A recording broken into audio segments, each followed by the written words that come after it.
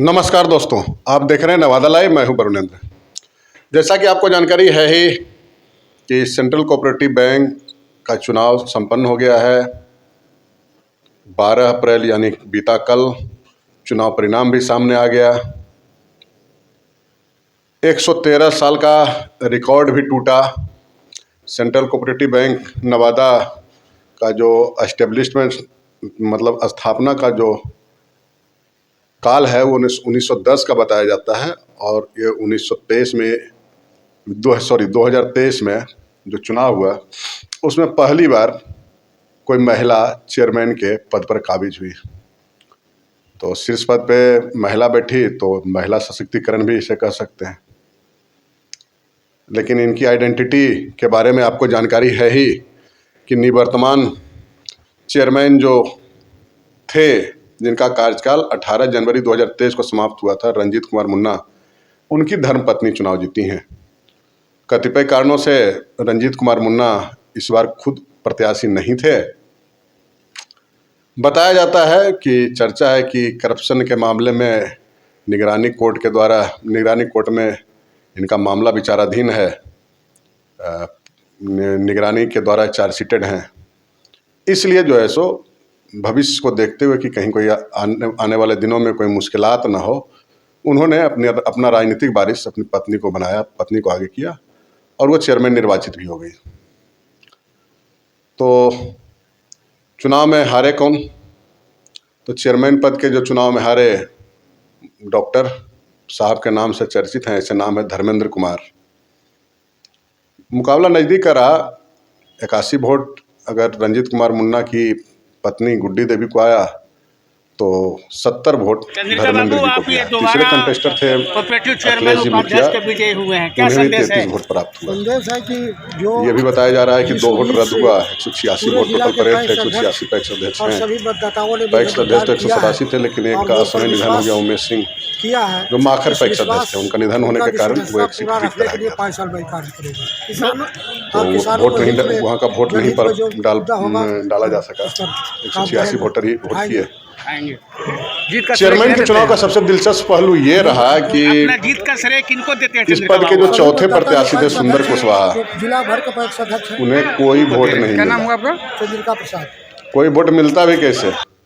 2 vote तो रद्द हो गया और पता नहीं उन्होंने अपना वोट ही खुद रद्द करवा लिया या अपना वोट भी किसी और प्रत्याशी को दे दिया। उन्हें कोई वोट प्राप्त हुआ नहीं। तो एक तो दिलचस्प बात ये रहा। दूसरा दिलचस्प ये रहा कि ये जो किसी की जीत और किसी की हार हुई तो उस पर कई एक तरीके का रिएक्शन आ रहा है। कुछ लोग कल चुनाव परिणाम आने के बाद से ही पूरा जश्न मना रहे हैं। तो कहीं स्वाभाविक है कि चुनाव हारने के बाद मंथन चल रहा है, मायूसी है। लेकिन हमसे जब इस मसले पे पूछा गया हमारी राय, तो हम अपनी प्रतिक्रिया ये देना चाहते हैं कि इस पूरे खेल में करप्शन यानी भ्रष्टाचार की जीत हुई और हार हुई तो किसकी? माफिया की हार हुई। रंजीत कुमार मुन्ना जिन्होंने अपनी पत्नी को आगे किया, चुनाव जीते, करप्शन के आरोपी हैं। और इन्हें मात देने के लिए जो लोग भोली जी को उम्मीदवार बनाए थे, धर्मेंद्र कुमार को, जिनके पीछे बहुत बड़ी शक्तियां खड़ी थी, कई सारी शक्तियां एक हो गई थी। भोली जी यानी जो धर्मेंद्र कुमार प्रत्याशी थे, वो खुद में कितने ताकतवर थे इस पर कोई लोकतंत्र है कहना, सवाल खड़ा करना उचित नहीं होगा।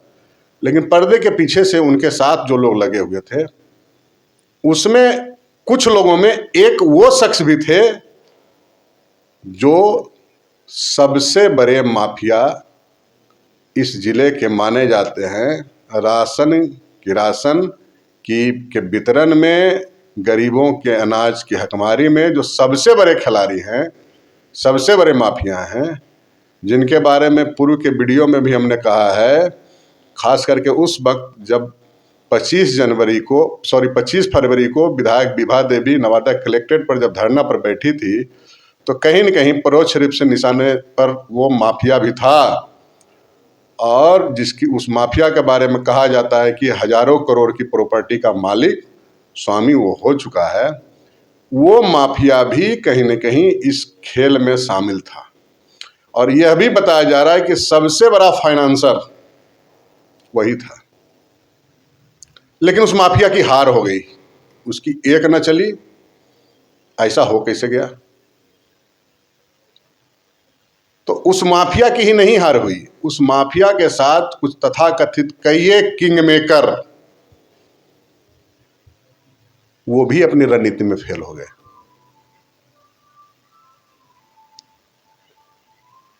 सेंट्रल कोऑपरेटिव बैंक का जो एग्जीक्यूटिव बॉडी है, वहां के एक बाबू हैं, वो पिछले 3 चुनाव से कहते थे कि मैं ही किंग मेकर हूं, मैं ही किंग मेकर हूं, मैं ही किंग मेकर हूं।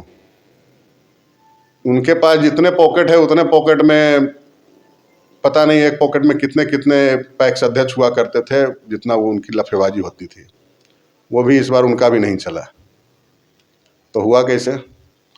तो सारे लोग इस खेल को समझ गए कि हमें यूज किया जा रहा है, और अंततः बहुत सारे मतदाता जो ऐसे थे जो समझ गए कि आने वाले दिनों में करप्शन, भ्रष्टाचार ने पूरा माफिया का अड्डा ये परिसर हो जाएगा, सेंट्रल कोऑपरेटिव का परिसर। उन लोगों ने कहीं न कहीं इसे नकारा, और उसका दुष्परिणाम ये रहा कि न चाहते हुए भी, जनमत खिलाफ रहते हुए भी, माफिया से बेहतर किसी छोटे से भ्रष्टाचारी या करप्शन के आरोपी, भ्रष्टाचारी मैं नहीं कह सकता क्योंकि मामला न्यायालय में या तो अनुसंधान में या न्यायालय में लंबित है, इसलिए हम सीधे तौर पर नहीं कर सकते हैं। तो आरोपी, तो जो आरोपित हैं इस टाइप के, इनको छोटा इकाई माना जाता है, क्योंकि इनके बारे में भी कहा जाता है कि ये भी कहीं न कहीं उन्हीं माफिया तत्वों के उपज थे। जब सेंट्रल कोऑपरेटिव बैंक में साफ सुथरी छवि के लोग जब बैठा करते थे, तो उन लोगों के काट में ऐसे तत्वों को लाया गया था। और जब ये आए, इनकी जब आंख खुली, तो इन्हें भी उखाड़ने की तैयारी की गई और किसी नए को ला करके बैठाने का प्रयास किया गया, फिर एक रबर स्टाम्प। लेकिन ऐसा हो नहीं पाया, और ये जो खेल हुआ, ये माफिया ही नहीं तथा कथित किंग मेकरों को भी बड़ा झटका दे गया। और रंजीत कुमार मुन्ना अंततः गुरु गुर रह गया और चेला चीनी हो गया। जो पुरानी कहावत प्रचलित है वही हुआ। जितने लोग इन्हें बनाने वाले थे इस बार उखाड़ने में लग गए थे, लेकिन उन सारे लोगों को धूल चटाते हुए रंजीत कुमार मुन्ना ने अपनी पत्नी को विजय श्री का माला पहनाया। बहरहाल एक महिला चुनाव जीती हैं। उम्मीद करते हैं कि किसान हित में, समाज हित में, महिला हित में वो बेहतर करेंगी। उनको जीत की बधाई, शुभकामना मैं व्यक्तिगत तौर पे भी देता हूं और अपने नवादा लाइव टीम की ओर से भी देता हूं। उन्हें शुभकामना देता हूं कि कुछ बेहतर करें। जो कल था उसे कल तक रहने दें। आज वो जीती हैं, कल के लिए कुछ नया करें। इन्हीं शुभकामनाओं के साथ दोस्तों इस वीडियो में इतना ही। मिलते हैं किसी और वीडियो में। तब तक के लिए एक अपील कर देते हैं कि अगर अब तक आपने नवादा लाइव चैनल को सब्सक्राइब नहीं किया तो सब्सक्राइब कर लेंगे, बेल आइकन बजा लेंगे। वीडियो अच्छा लगे तो लाइक और शेयर जरूर करेंगे। तब तक के लिए नमस्कार।